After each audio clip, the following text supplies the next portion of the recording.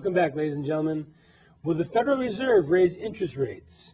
Prices are starting to inch up in energy and food, and reports are that Greece may be out of cash very soon. Maury, the Greek situation has gotten worse, and it doesn't seem to be getting any better. There's going to be a collision here pretty soon. If you were advising the Eurozone, what would you do about Greece right now? Well, first of all, I would advise the Eurozone to go back to the mark and all their indigenous currencies, so that if you're... Not just Germany, all of them. All of them, I'm saying... So break it up. Dispatch it, dissolve it, because it's only...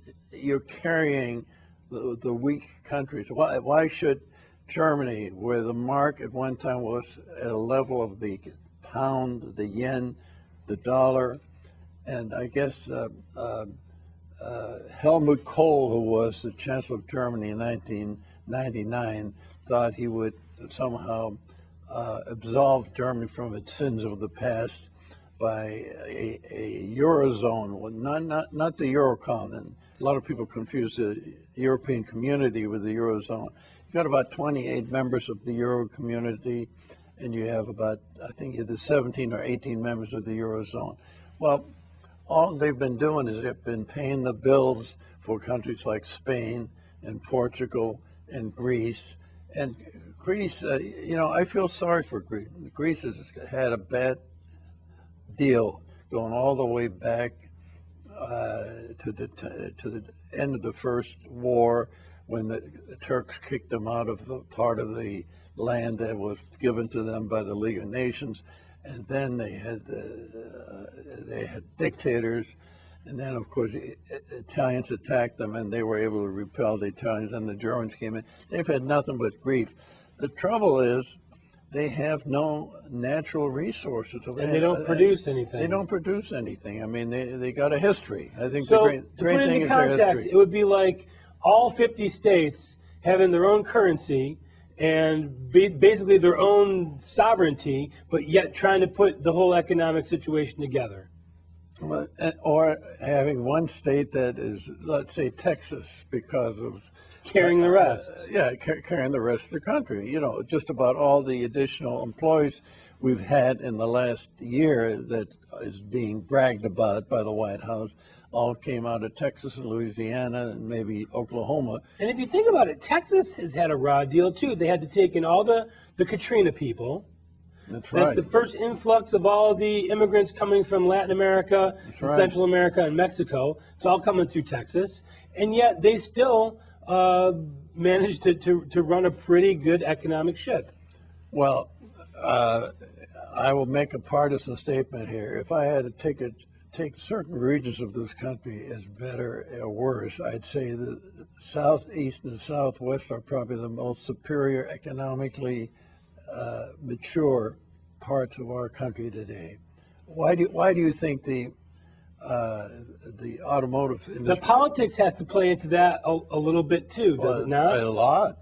What do you mean? I hate to be partisan, but it's a reality you have to look at. Well, first of all, the Northeast has its own deal, like you said. The Southeast and the Southwest has its own situation. Look, why is it that the German, the Koreans, the Japanese automotive people that came over here and built plants and to be near their customers, but also very cost effective, they don't have it any place but the South. The only state that there's any kind of building of automobiles outside of the southeastern part of the United States is southern Indiana, which might as well be part of the Southeast.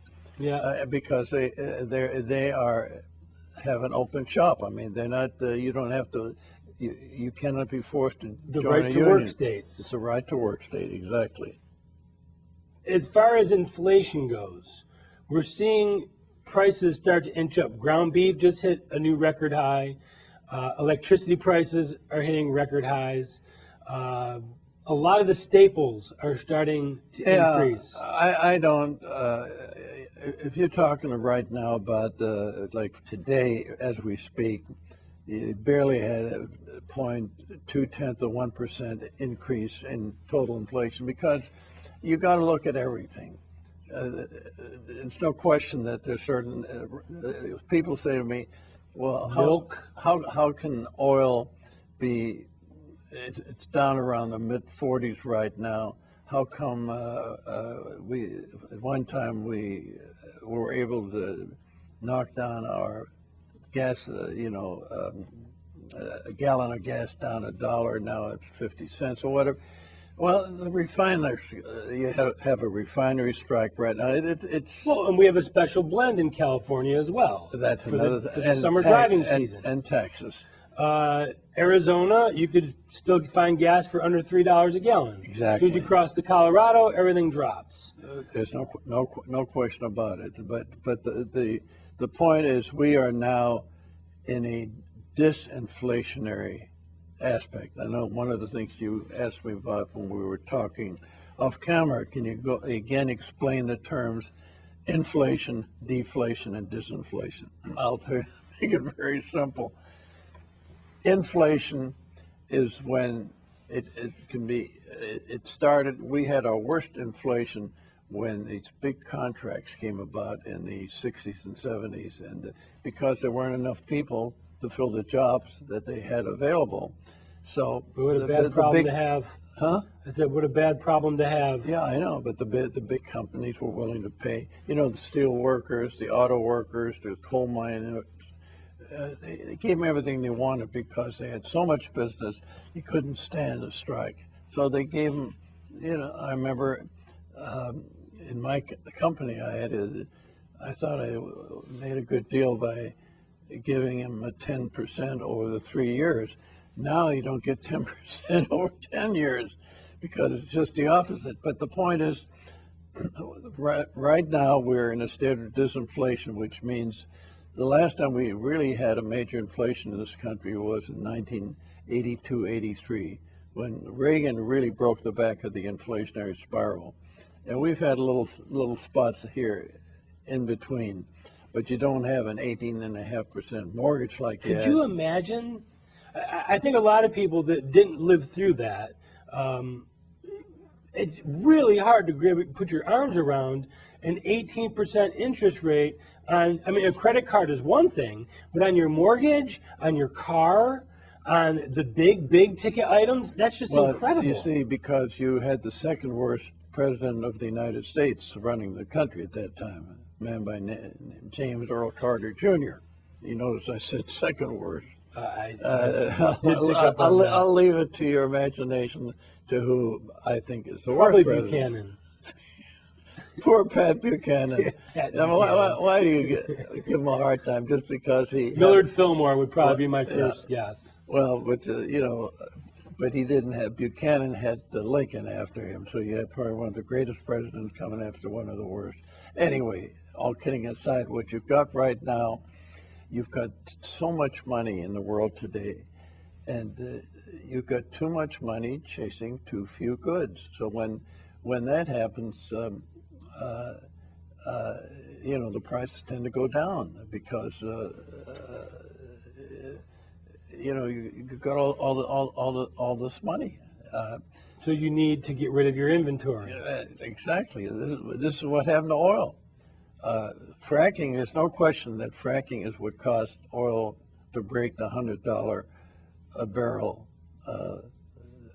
barrier that we had, because we found a way of cost effectively getting oil out of the ground in a way we never had before.